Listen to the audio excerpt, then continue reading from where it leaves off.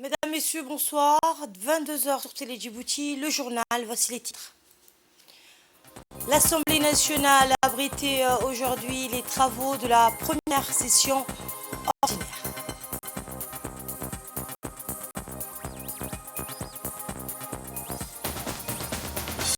Dans l'actualité internationale, nous ferons le point sur le rapport du président du groupe intergouvernemental d'experts sur l'évolution du climat. Bienvenue à tous. Bientôt le Ramadan selon le calendrier hégirien et lunaire, bien sûr. Le mois béni du Ramadan vient à grands pas et à l'instar des autres pays musulmans, les Djiboutiens seront tenus d'observer le jeûne durant les heures diurnes des prochains jours de ce mois tel que nous est prescrit dans le Coran. Étant l'un des 5 piliers de l'islam, ce mois de Ramadan fait écho à la révélation du Coran au prophète Mohammed, que la paix et la bénédiction d'Allah soient sur lui. L'entame de ce mois béni du Ramadan est prévue donc pour jeudi 23 mars prochain. Dans l'actualité politique à Djibouti, la première session ordinaire du Parlement s'est ouverte aujourd'hui à l'Assemblée nationale en présence du Premier ministre Abdelkader Kamel Mohamed, du président de l'Assemblée nationale, d'Eleta Mohamed Eleta, des membres du gouvernement, des représentants des institutions de la République, les préfets de Djibouti et des régions, des représentants du corps diplomatique et consulaire accrédité à Djibouti. Cette cérémonie s'est déroulée à l'hémicycle en présence donc des membres du gouvernement, vous l'aurez compris, des représentants des institutions de la République, les préfets de Djibouti et des régions. La cérémonie solennelle a débuté avec l'exécution donc de l'hymne national, suivi du discours du président de l'Assemblée nationale d'Eleta Mohamed Eleta, qui a souhaité à tous les élus du peuple une excellente rentrée parlementaire, en espérant que la reprise des travaux sera fructueuse et bénéfique pour notre pays et que notre institution, dans ses missions régaliennes, va poursuivre la mise en œuvre de façon efficiente des instruments de contrôle de l'action de l'exécutif et d'évaluation des politiques publiques. Ensuite, le Premier ministre Abdelkader Kamel Mohamed a prononcé devant l'Assemblée nationale le discours traditionnel sur la politique générale du gouvernement, un discours au cours duquel le Premier ministre a énuméré les points culminants relatifs aux axes stratégiques de l'action gouvernementale et surtout des actions entreprises par le gouvernement pour répondre au mieux aux crises exogènes.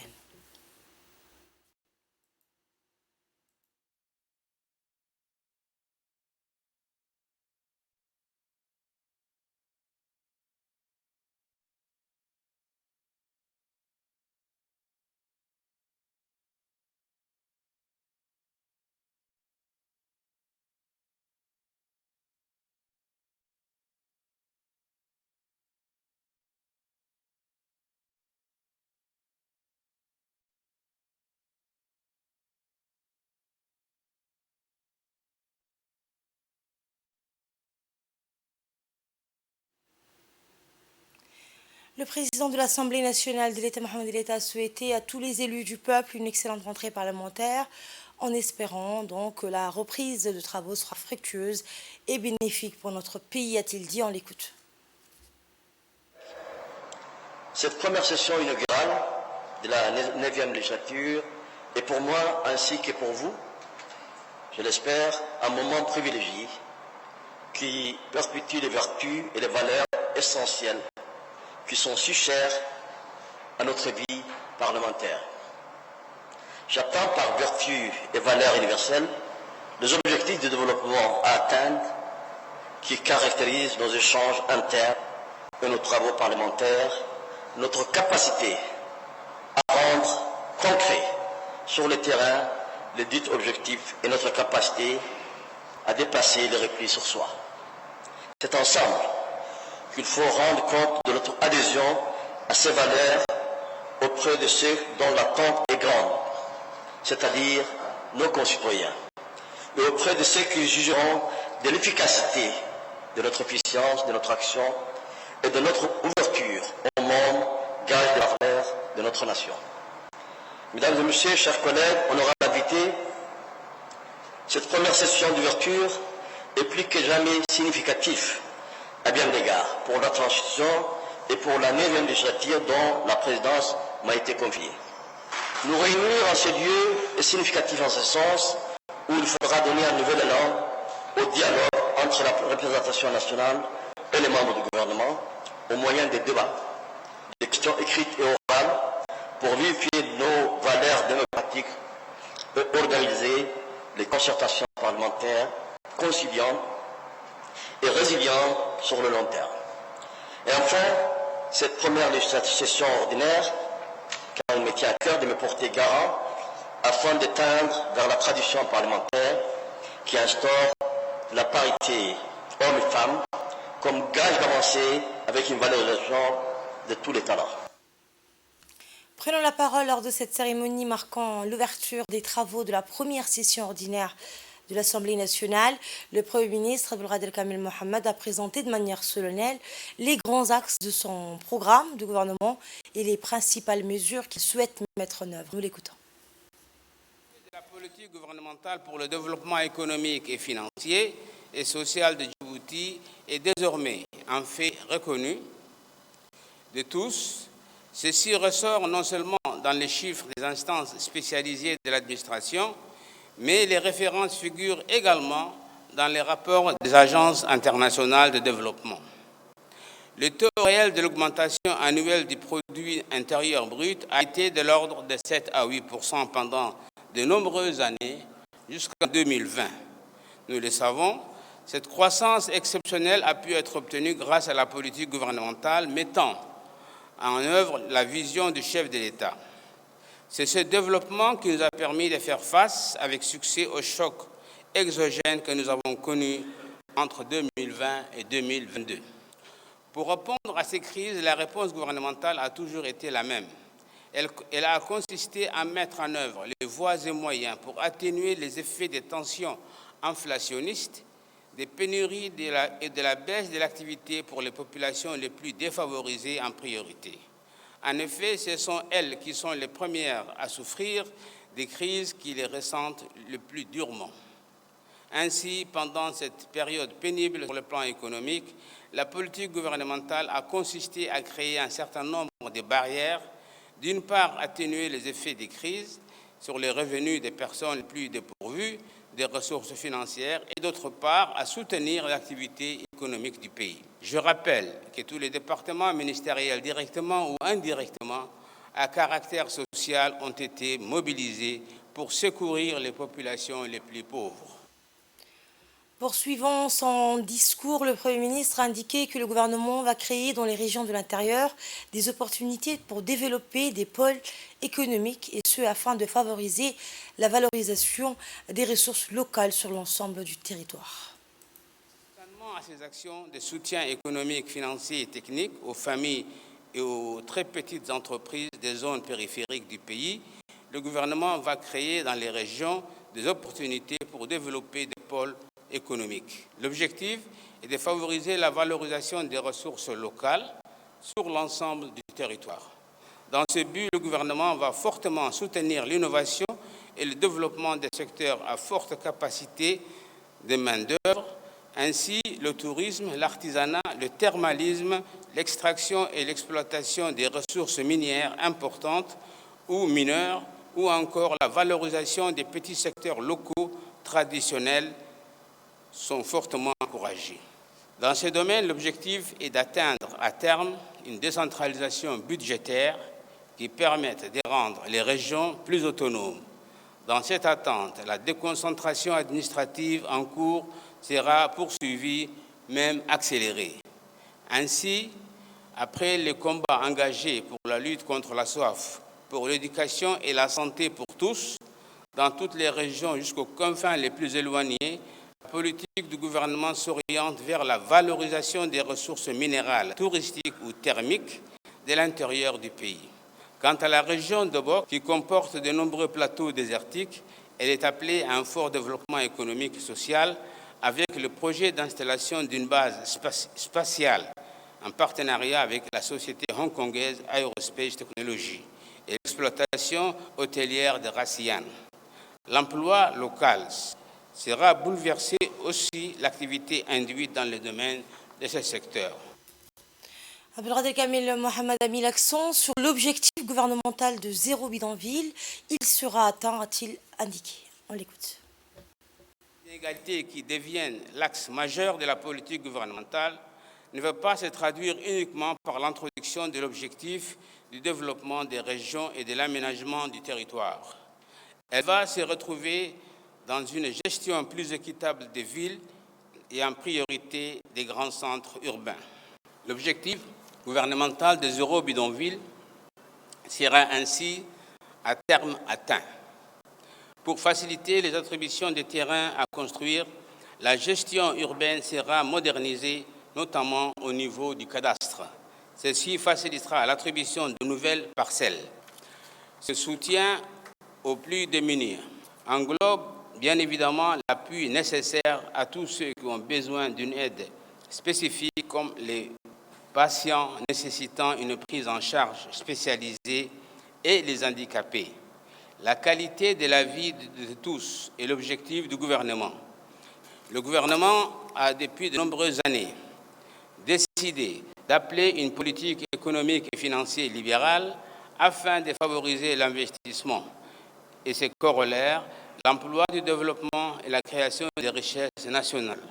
Aujourd'hui, les investisseurs internationaux ont une totale confiance dans la politique du gouvernement. Ils continuent à investir aux côtés des investisseurs djiboutiens pour le grand profit de l'emploi. Nous savons que ceci a été obtenu dans le passé grâce à la création de nombreux ports modernes et performants des grandes zones franches, d'une chaîne de transport multimodal, mais les crises de 2020 et 2022 ont fortement impacté ce secteur moteur de l'économie. L'activité des secteurs de transport et du commerce avec l'Éthiopie a fortement chuté, entraînant notamment des difficultés budgétaires, mais déjà aujourd'hui, cette activité montre des signes de reprise. Le Premier ministre a reçu ce matin dans ses bureaux le docteur Roumeh Ali Roumeh, vice-ministre saoudien du transport et des services. Les deux parties ont examiné les voies et moyens de rehausser encore davantage les relations de coopération privilégiées entre la République de Djibouti et le Royaume d'Arabie Saoudite avant de passer en revue plusieurs sujets d'intérêt commun dans le transport et la logistique. Notons enfin que les discussions entre le Premier ministre et le vice-ministre des Transports saoudien se sont déroulées en présence du ministre des Infrastructures et de l'Équipement, Hassan Mohamed Ibrahim, du secrétaire général de la primature, Naguib Abdallah Mohamed, de l'ambassadeur de Djibouti auprès d'Arabie Saoudite, Diaïdine Saïd Bamaklama.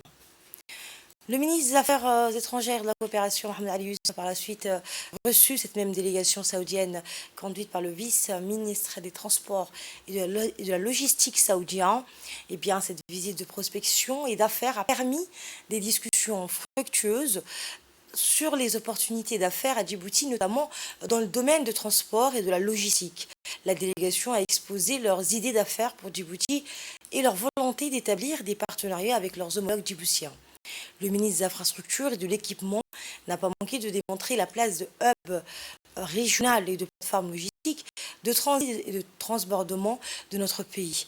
Dans une brève allocution, le ministre des Affaires étrangères a rappelé que ces dernières années, l'économie de la République de Djibouti a connu une période de croissance propice au commerce et à l'investissement, qui a rendu possible par sa position de centre logistique de redistribution dans cette partie du monde, grâce à des investissements importants dans les infrastructures, notamment portuaires, logistiques et les télécommunications.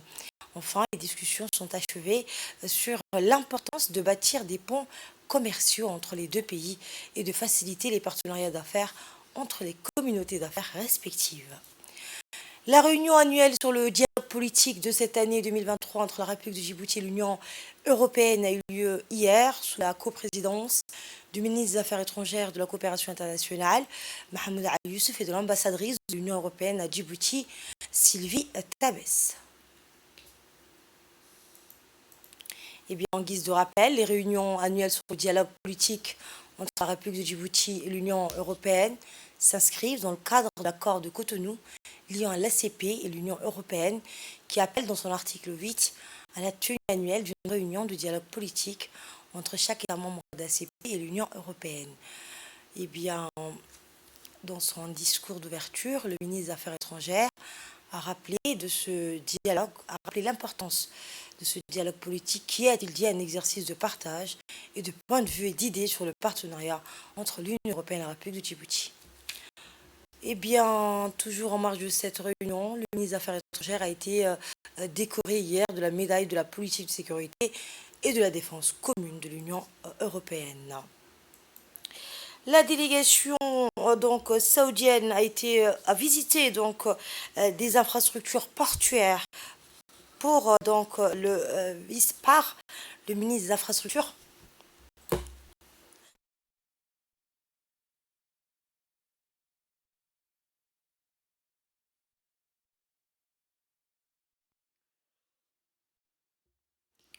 Eh bien, la délégation saoudienne, le ministre des Infrastructures et de l'Équipement, Hassan Mohamed Ibrahim, et le président des autorités des ports et zones franches ont organisé une visite des infrastructures portuaires pour le vice-ministre du Transport et de la Logistique du Royaume d'Arabie Saoudite, Rumeh Al-Rumeh, qui est en visite de travail de 48 heures dans notre pays. La visite a été faite à la SITD et DMP à la gare Nagad, au parc industriel de Demedjoug et à Djibouti International Free Trade Zone. Les membres de la délégation ont reçu des explications sur les activités et les performances de chacun de ces sites, maillon indispensable qui de surcroît est connecté au port DCT et DMP, accompagné du ministre des Transports et de l'Équipement et le président des ports et des zones franches. La délégation saoudienne s'est rendue successivement au port DCT et au DMP afin de constater les compétences en matière d'infrastructures maritimes dont s'est doté Djibouti. Le DCT, terminal conteneur de Doualé, inauguré en 2008 par le président de la République, dispose de 6 portiques de quai, 16 portiques de parc et de 400 points de connexion pour les conteneurs frigorifiques. Atout non négligeable, un quai d'accostage de 18 mètres de profondeur. Le DMP, quant à lui, comprend 4 terminaux distincts et pour la manutention de conteneurs qui ont tous un accès direct à la ligne ferroviaire Djibouti à Éthiopie qui relie Djibouti à l'Éthiopie, réduisant les temps de trajet sur l'ensemble de l'itinéraire de 3 à 4 jours seulement. Et bien, de 3 à 4 jours à seulement 12 heures. Ensuite, cette même délégation s'est arrêtée à la gare de Nad et a été accueillie par le directeur adjoint de l'EDR, Hassan Mohamed Kamil, en présence des hauts cadres du chemin de fer. Puis la délégation s'est rendue au Demedjoug Industrial Park.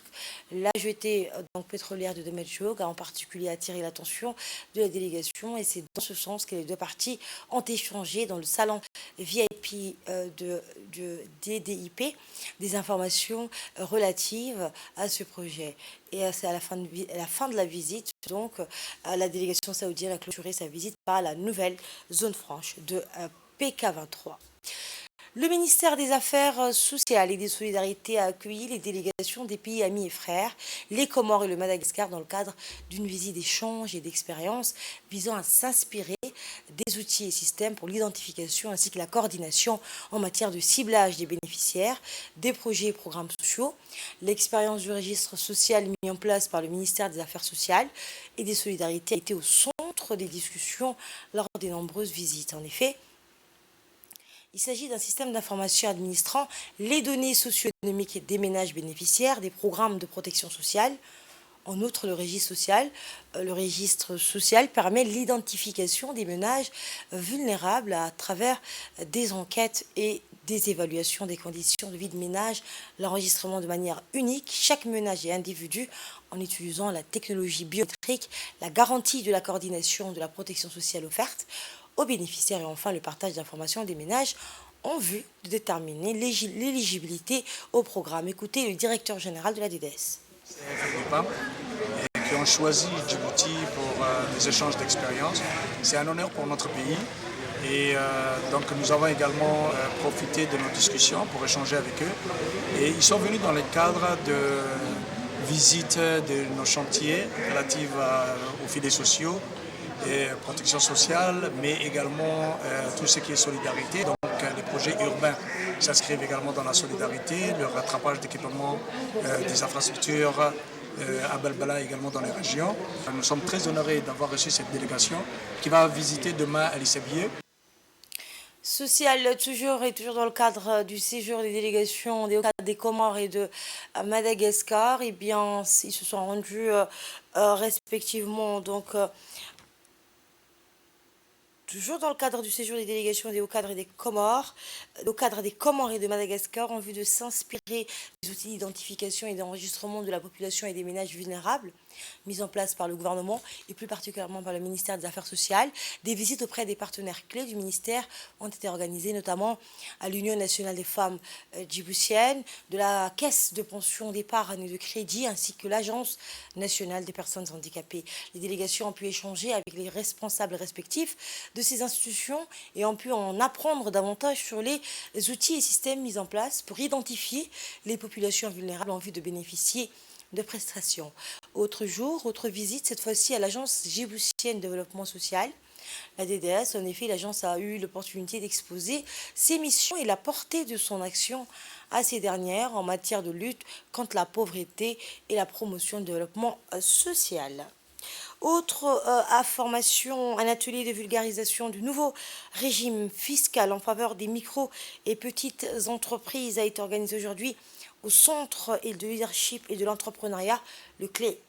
En préparant cet atelier, la ministre déléguée chargée de l'économie numérique et de l'innovation, du ministre du Budget, Esman Ibrahim Rableh, les représentants de la Chambre de commerce de Djibouti, la Caisse populaire d'épargne et du crédit, l'Agence nationale pour la promotion des investissements, le Fonds de garantie partielle des crédits de Djibouti, l'Agence nationale des personnes handicapées, l'Agence djiboutienne de développement social ainsi que de nombreux jeunes entrepreneurs. Objectif, vulgariser le nouveau régime fiscal en faveur des micro-entreprises et les très petites, ouvrir la voie à la formalisation aux agents économiques opérant dans l'économie informelle, compte tenu de leur importance dans le tissu économique du pays.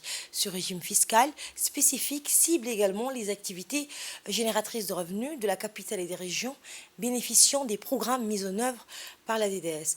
Enfin, l'atelier s'est clôturé par la signature d'une convention de partenariat entre le ministère délégué chargé de l'économie numérique et de l'innovation et le ministère du budget, représenté par leurs secrétaires généraux, Abdallah Ibrahim Omar et Simon Mbratou. Eh bien, une autre signature d'un protocole d'accord a eu lieu entre le Centre de leadership et de l'entrepreneuriat et la Direction générale des impôts, représentée par Abdullah Hassan, directeur général du CLE, et Mohamed Moussa, directeur général de la DGI, dans le cadre du projet d'appui à l'entrepreneuriat des femmes et des jeunes.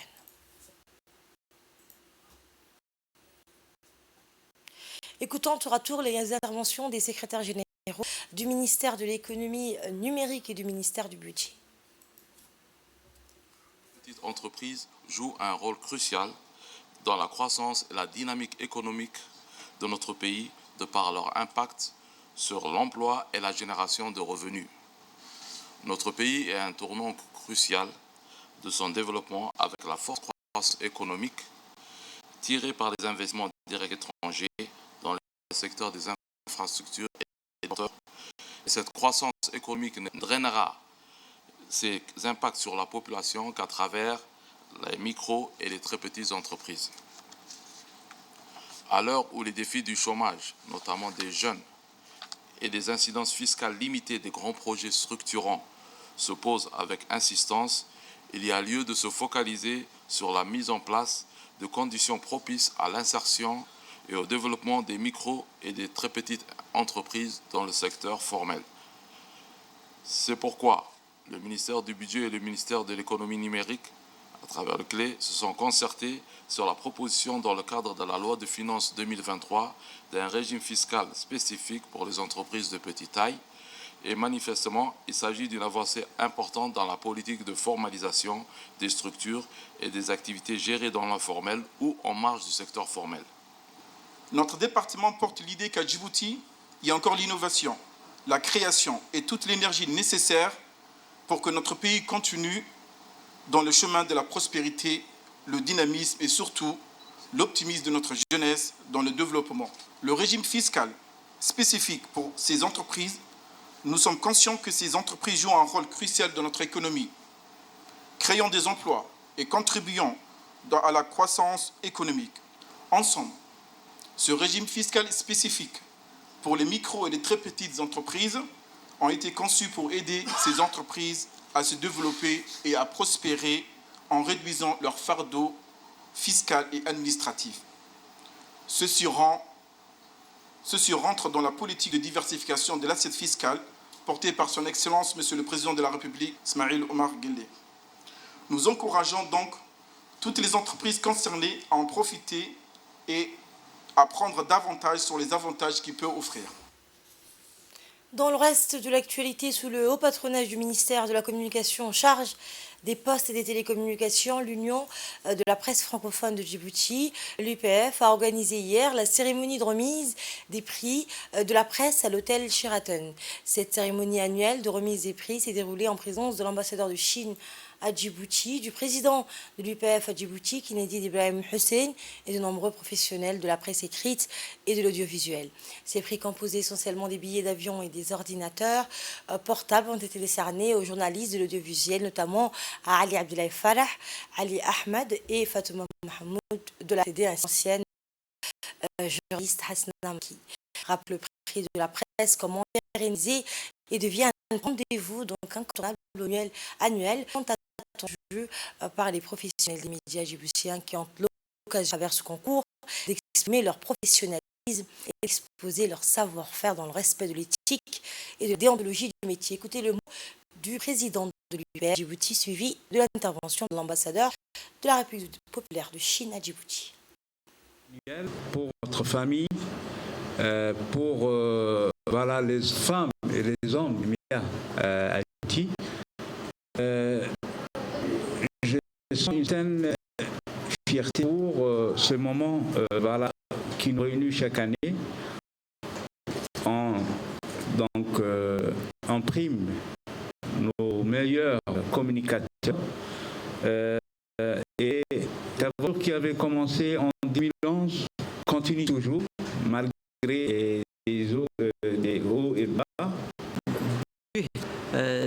C'est un grand plaisir pour moi de participer à cette cérémonie. Tout d'abord, je tiens à exprimer vive félicitations aux amis de l'Union qui vont à la prise aujourd'hui pour votre travail excellent. Et nous avons recueilli quelques réactions des lauréats de ces prix. Aujourd'hui de recevoir le premier prix de l'Union de presse francophone, l'UPF. C'est un sentiment de travail accompli, c'est une consécration, c'est une fierté pour moi aujourd'hui, ce sentiment de recevoir le prix de l'UPF. En ce sens, je tenais donc à rendre hommage au président de cette association qui travaille sans relâche afin de primer les journalistes chaque année les meilleurs. Aujourd'hui, deux autres collègues de l'audiovisuel ont reçu également ce lauréat. Aujourd'hui, par rapport à l'époque, nous on travaillait, il y a beaucoup de choses qui ont évolué. Positivement ou négativement, ce n'est pas à moi d'en décider. Mais aujourd'hui, avec l'émergence des réseaux sociaux, la pratique effective de la journaliste a un peu évolué. Et je voulais dire à ceux qui ont choisi de travailler en français, leur faire un rappel. Une publication journalistique suppose toujours derrière un public qui s'y réfère, qui s'en imprègne. Donc c'est important de prendre au sérieux le travail que l'on fait. À partir du moment où on se positionne et on se décrète journaliste qui publie des infos. Dans l'actualité, également un projet de construction d'un nouvel état-major pour l'armée djiboutienne est sur le point de naître et a initié hier avec la cérémonie de déménagement de l'état-major actuel vers le site provisoire de l'hôtel des officiers Hassan Bassouma. Ce projet a été présidé par le chef d'état-major général des armées et a vu la participation des personnels de l'état-major général des armées, du directeur général de la police nationale et d'autres personnalités importantes. Du mois béni du Ramadan, cette cérémonie haute en couleur débutait avec la vue du chef d'état-major général des armées qui a été suivi par un verset coranique qui a été lu donc par le récité par le capitaine Mohamed Amin Mohamed de la Direction générale des relations internationales. اجتنبوا كثيرا من الظن إن بعض الظن إثم ولا تجسسوا ولا يغتب بعضكم بعضا أيحب أحدكم أن يأكل لحم أخيه ميتا فكرهتموه واتقوا الله إن الله تواب رحيم. صدق الله العظيم. Dans l'attente de la construction du nouvel état-major, ce site provisoire abritera les personnels des différents bureaux. C'est ce qui a été expliqué lors de l'exposé préparé à cet effet, au bout duquel les personnels de l'état-major ont été briefés sur cet emplacement provisoire, ainsi que sur le site que sur le nouvel état-major qui viendra remplacer sur le même site. Le chef d'état-major général des armées a passé en revue les nouvelles installations. Regardez.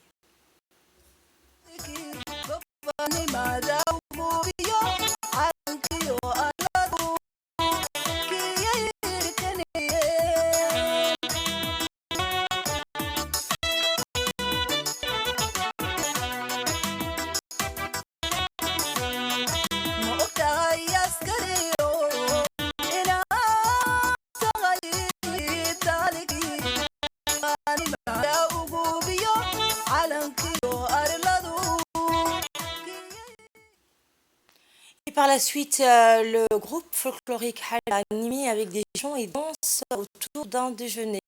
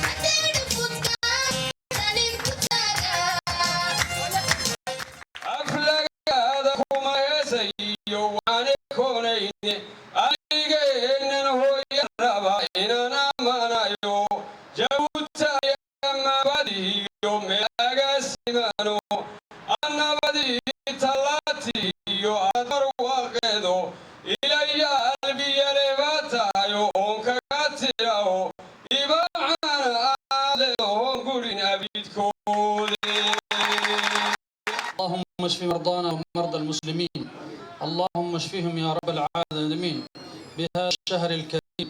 ربنا لا تزغ قلوبنا بعد إذ هديتنا وهب لنا من لدنك رحمة إنك أنت الوهاب. سبحان ربك رب العزة عما يصفون وسلام على المرسلين والحمد لله رب العالمين.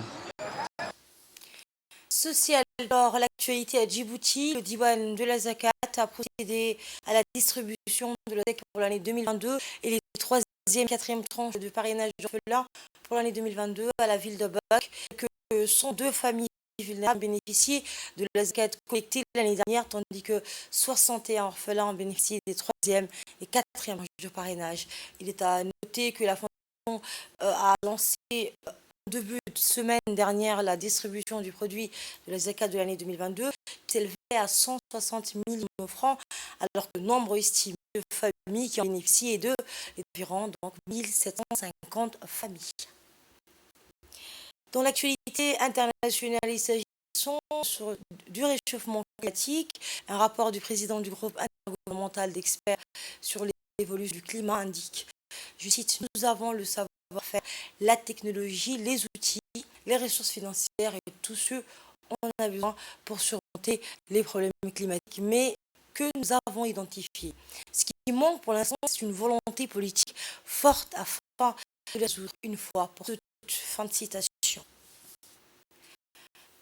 Et c'est ainsi que se referme cette édition. La rédaction, merci de l'avoir suivi. Le programme continue sur Télévision.